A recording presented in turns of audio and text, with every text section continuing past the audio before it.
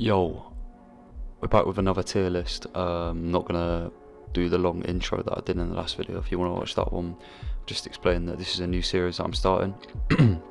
And yeah, anyway, so we've got all of the live action Spider-Man villains. We've got Kingpin from Spider-Man Into the Spider-Verse, but I'm not gonna do anything with him. This was made by someone else. I could have made my own, but it's just long getting all the pictures in it, so just thought I'd do this one and leave this guy out. Anyway, let's get into it now. Starting off very, very strong with Doc Ock. Obviously we've seen him in Spider-Man 2 and No Way Home. No Way Home, he was the first. Was he the first? I believe he was the first. Yeah, he was the first villain. Oh my god, I just said first 3 times. He was the first villain from a different universe that we saw. And then after that he sort of turned into a bit of an anti-hero slash hero, I guess. But what we're really interested in is the Spider-Man 2 performance. Obviously Spider-Man 2 for me is probably the best superhero or comic book movie ever produced, and it's 100% miles clear than the rest of the Spider-Man films. The only ones that come close for me are Into the Spider-Verse, Spider-Man 1, and that's it, to be honest. Doc Ock, Alfred Molina, obviously legendary actor, played him very, very, very well. I think his performance speaks for itself, so we're going to put it in epic. Next we've got Venom, Eddie Brock Venom from Spider-Man 3, portrayed by Topher Grace. This was an extremely overhated performance, part of a extremely overhated movie, but obviously this is the villain that the producers pushed and forced Raimi to include.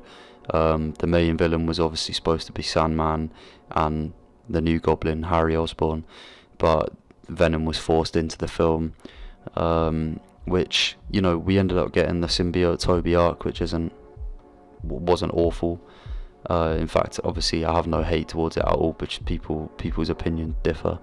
The portrayal itself by Topher I thought was good. Venom itself, I feel like it still holds up today. At the time it probably wasn't liked so much, but compare it to Tom Hardy's Venom now, it's totally different, but the design I think is on point. The CGI is good. It's just, it lacks, like, in terms of a film stance, it kind of just feels forced and chucked in. You don't actually see Venom till like the last 30 minutes of the film, if that. Obviously because we see symbiote Spider-Man before that. It wasn't terrible. It definitely wasn't epic or amazing. I don't even think you can put it in good if I'm being non-biased. If I was being non-biased, if we're being biased, I'd put it in here because I love the Raimi films and I do like this Venom, but for everyone else's sake and the sake of me not getting flamed, I'll put it in here. Electro from The Amazing Spider-Man 2, Jamie Foxx, obviously great actor. So I'm not sure why he's in here twice. In fact, I'm going to move him back there and we'll just do this one here. Yeah, in The Amazing Spider-Man 2, he was alright as a villain. Definitely not epic, we can say that from the get-go, or terrible. He was somewhere in the middle here. In fact, he wasn't even amazing either, but I feel like his motives lacked. Like, what, he was just a nerd, and everyone sort of, like, he had the right to be a villain, I guess, but it was just kind of meh. Like, it wasn't great. I don't even think you could say it was better than Venom in Spider-Man 3. So, not to delve too deep into this one, I'm just going to put it in no. The New Goblin, Harry Osborn, James Franco, I'm so biased with this, but I think he was actually an insane villain. The performance was crazy, from when he remembered, post brain injury, he remembered everything and he saw the vision of his dad telling him to avenge him and stuff, everything like that. Perfect portrayal. He had some like really iconic scenes. James Franco as an actor anyway, or I proper like him, but not to be biased on that. I think as a villain, it's better than these two. If I was being honest, I'd put it up here. Put it in amazing, sorry, but no one's going to agree with me on that, so I'm going to put it in good. Mysterio, Far From Home for me is bottom 3 Spider-Man films, to be honest. Tom's best one is Homecoming. I think Homecoming's better than No Way Home, slightly. I mean, No Way Home's good, but it was heavily carried by nostalgia. Not nostalgia, sorry, heavily carried by, well, yeah, nostalgia, but the old villains coming back and the recency bias. Like, there was so much hype around that film, it was crazy, because of the return of Tobey and Andrew. But Mysterio, Jake Gyllenhaal was obviously an insane actor. Where would I put him? Obviously not terrible. It wasn't in this territory. It wasn't epic, but the performance was good. I'd put it in epic or amazing for the performance, but do I like the film? Not really. Was it the best portrayal of Mysterio they could have done? I wouldn't say so. Obviously I'm not really a comic reader, but I think the whole thing tied in with Iron Man and trying to relate him to like scenes in Civil War and stuff, it kind of just felt a bit like they try and involve the storyline too much within the MCU, like just keep Spider-Man to Spider-Man, you know. So Jake Gyllenhaal carried it. I think any other actor this would have been down here somewhere, but I'll put him in there.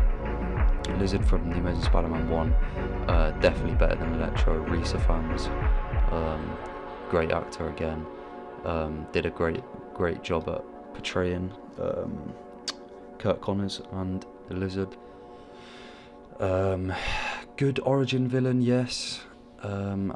Obviously I've seen a few comics, read a few, and I know that Lizard is a popular choice for the origin villain, which, yeah, he's not like too of a challenging opponent to go against, as opposed to Tobey with the fucking Green Goblin. Like, that is crazy. But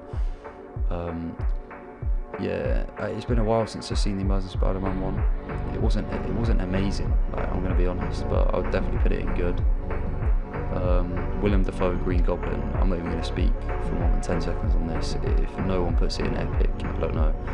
Not even going to speak about the performance here, like, obviously he cooked, but Willem Dafoe's portrayal of the Green Goblin is probably one of the best villain performances of all time, like up there with Heath Ledger and the Joker, I'd say.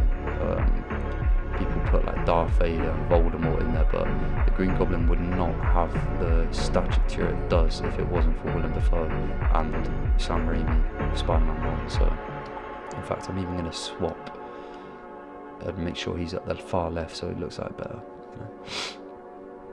You know? Dane DeHaan's Green Goblin, I'm not going to speak on that at all. It was fucking terrible.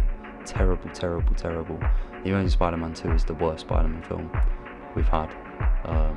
This was, he did, you know what, yeah, like, he gets a lot of hate for this, but he did the best he could. I think it was I think it was just a terrible casting for Harry Osborn from the start,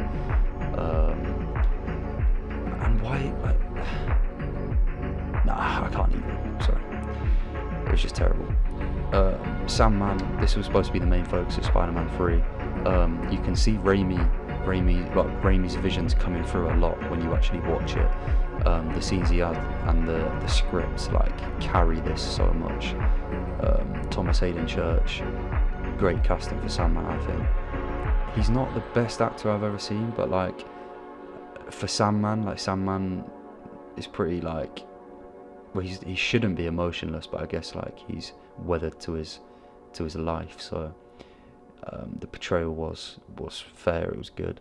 The scenes he had, obviously we have the scene at the end where he like explains everything about killing Uncle Ben and all that. Powerful scene. The fight scenes. The first fight scene we had was the Spider-Man Appreciation Show, Key to the City. The fight after that, and then we had the subway underground fight where it was Symbiote Spider-Man, and then the final fight as well. So we had a fair bit of action, good villain, good motives with the daughter and stuff. He wasn't completely evil, he was just trying to make some money. Yeah, definitely better than these. Definitely not in the epic, but I put it in amazing. Vulture, Michael Keaton. Yeah, Homecoming for me is Tom's best Spider-Man film.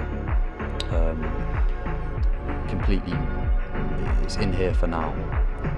It's definitely not epic, but it's too good to be good, so it's an amazing. Great actor, great portrayal. I think the film as a whole was good. It wasn't really an origin story because we'd already seen Tom in like Civil War, and yeah, it was just Civil War, wasn't it?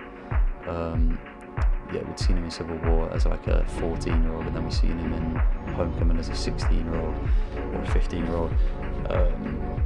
Yeah, the scenes that stand out to me the most are like the when he meets Peter for the first time and like clocks onto who he is and stuff. I feel like I'm thinking too much about performances here, but even as the villain, like when he was on screen, it was sort of like good to watch, as opposed to like these two. Like, these were just tough watches, to be honest. Yeah, Michael Keaton's Vulture, good.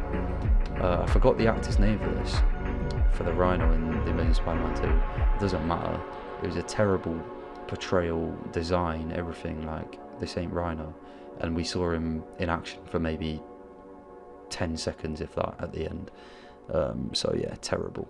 I mean, I don't know, if I'm being honest, I'd have to put him there because there's not enough to judge him. But then again, there should have been more if he's even in this list, which he is. But yeah, people could call me biased. I mean, I'm a Raimi fan, Toby stan through and through. But this would be my list, and I think it's pretty perfect, to be honest. So yeah, if there's any changes you'd make, let me know in the comments. If you think I've made some outrageous takes, then also let me know. But yeah, thank you for watching.